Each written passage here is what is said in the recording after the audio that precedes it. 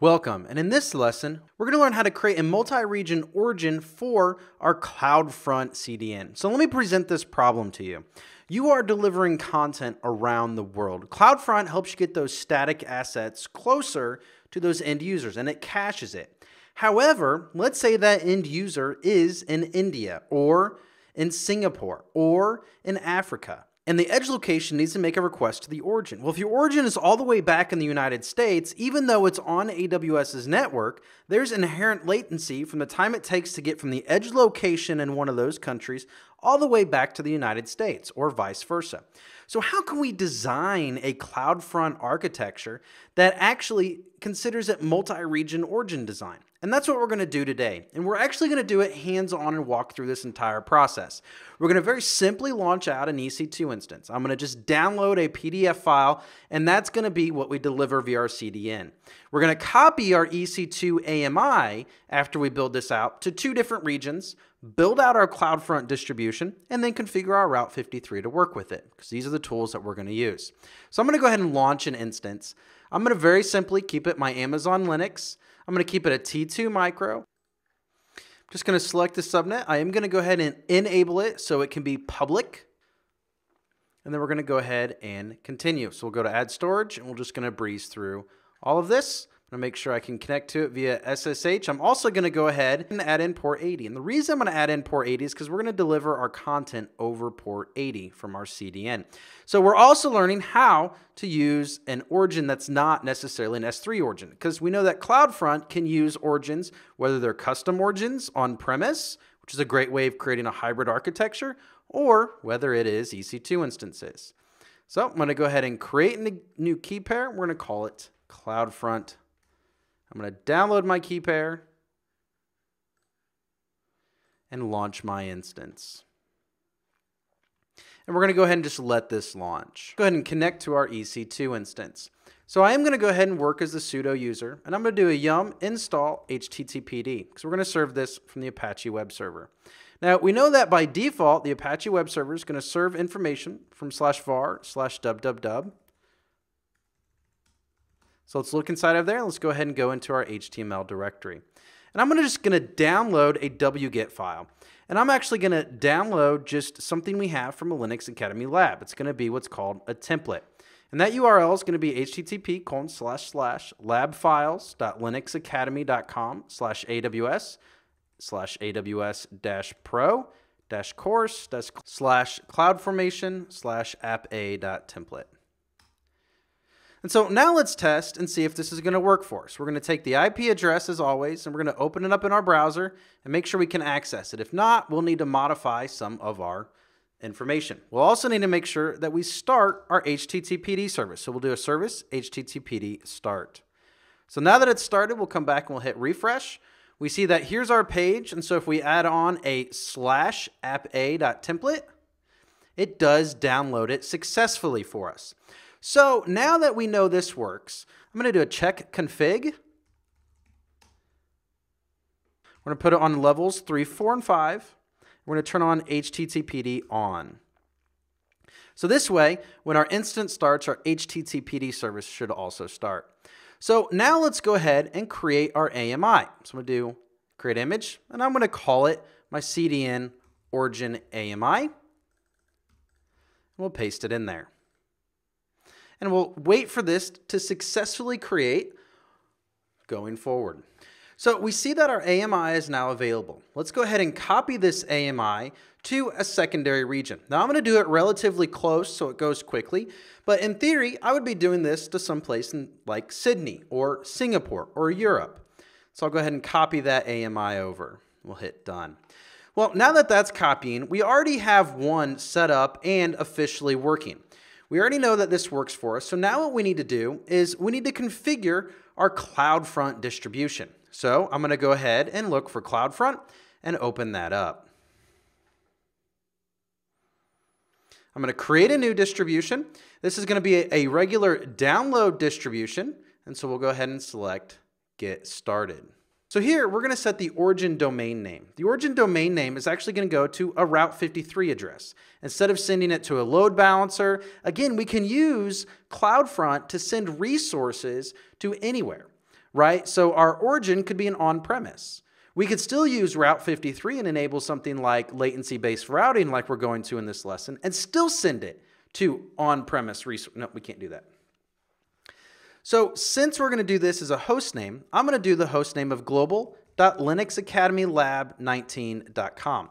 Now this domain is already configured and associated with this AWS account, so it'll work for us. Origin path, I'm going to leave the same. On origin ID, we're just going to call this global. Match viewer means how are we going to connect to our origin? Are we going to connect to our origin using HTTPS or just HTTP? Now, if we leave it just HTTP, then it will actually be a performance increase for us. So we'll go ahead and continue everything down here. I'm going to leave all of these the defaults. We should be relatively familiar with this at this point, except for alternate domain names here. This is the domain name for our CloudFront distribution. So I'm going to call it global-cdn.linuxacademylab19.com. So we're actually going to have multiple record sets here. We're going to have one for our CDN, which we'll use to reference our file. And then we have one for our multi-region EC2 instances, where we're going to distribute it based off latency-based routing.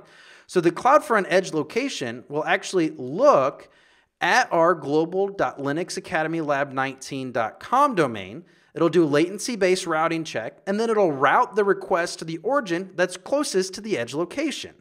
So we're again reducing latency and increasing performance on our CloudFront distribution. So I'm going to go ahead and leave this all the same and select Create Distribution. So now that our CNAME for our CloudFront distribution is global-cdn.linuxacademy.com, let's configure that. So I'm going to go ahead and grab the actual CloudFront domain name here. So we'll copy that. Let's go ahead and open up Route53. It's under networking. I'll open it in a new tab. I'll go to my hosted zone, which I already have configured here, and I'm going to create a new record set. This is our global-cdn, so global-cdn.linuxacademy.com. It does have an alias, and that alias is going to be our CloudFront distribution. And you can't use evaluate health target with the CloudFront distribution. So I'm going to go ahead and select Create. Now that we've done this, though, let's go back and check our EC2. Let's see where our EC2 status is. We do already have a running instance in our North Virginia region. So let's configure this origin. So what we've done is we've set the origin for our CloudFront distribution to go to a host name. That host name is global.linuxacademylab19.com.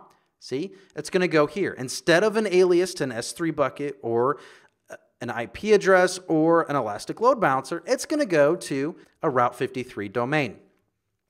So let's go ahead and configure this. I want to send one of my global.linuxacademylab19.com to the correct IP address. So that's actually going to go to the EC2 instance running in my US Virginia region. However, since we're configuring CloudFront to actually go send the edge location request to the region that's closest to the edge location that's receiving the request, then we're going to want to enable latency-based routing. So I'm just going to call this US East 1. We're not going to worry about configuring a health check here, but it would be best practice for us to do so. So let's go ahead and select Create. So now when you go to global.linuxacademylab19.com, we should be getting something like this returned. We will have to wait for our DNS to resolve here very shortly. Now, the other side of that is what we want to do is we want to enable latency-based routing so that the request that's going to global.linuxacademylab19.com goes to the closest resource. So let's go ahead and open up our Oregon region and launch that EC2 instance and also test it. So I'm going to go to my AMIs and we'll see if it's done copying. In fact, it is, so I'll go ahead and select Launch. We'll keep it all the same here. I'm going to go ahead and select, make sure we are doing Enable Auto Sign IP. We'll go to all through this. We'll just breeze through it. We will want to make sure that HTTP is open and configured, and we'll review and launch. Now, I don't need to connect to this because I already have. However, just in case we need to troubleshoot, I'm going to call this CloudFront Oregon, and we can connect to it. So we'll download the key pair. And that key pair is unique per region, so we do have to have a new one for each region. So we'll give this one a minute, and then we'll go configure it in Route53 as well. So let's go ahead and test our public IP address on this one and see if we're up and running. Our request is there, so let's check and make sure our template does open up for this one as well. And it does. So now we have an EC2 instance in our Oregon region serving the same data, and an EC2 instance in our North Virginia region serving the same data. We now have a CloudFront distribution that is looking at the domain for the origin, global.linuxacademylab19.com. Now, we only have one A record here for global.linuxacademylab19.com. So at this point, it's only going to go to one server as the origin. So let's create a second one.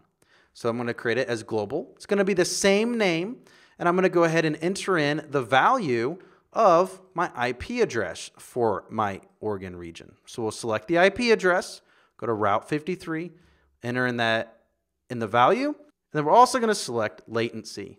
And we're just going to call this US West 2. Again, we're going to keep it simple and not do a health check and select create. Now, I can't have two resource record sets with the same name unless they're the same routing type. Now, one way I can also reduce costs is to make sure I am not using the wrong type of routing policy. If we're only using simple routing, make sure we use simple routing. It costs more to use latency-based routing if we're not using it. Now, when any request is made to global.linuxacademylab.com, what's going to happen is there's going to be a DNS latency check. The request is going to determine which location, either this IP address or this IP address, is closest to the edge location making the request. Since we've set global.linuxacademylab19.com as the host name and then configured it in the origin, our origin is going to make the request here. So if our origin is in Australia and a user makes a request to so if our edge location is in Australia and our user makes a request to the edge location, that edge location has a cache miss. So that edge location will then make a request based off of latency-based routing to the closest origin. Now, let's go ahead and first test this domain to make sure it will deliver our file before we test our CloudFront distribution. So if I hit enter, it does in fact deliver this file. So now let's test our CloudFront distribution.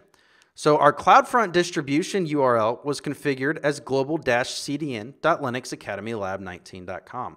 So if I now reference here, it's going to go through all of the checks. Whatever edge location I hit is going to then do a latency-based routing request to my two origins to determine which one is closer, and then serve the file and cache it from the origin that is closest.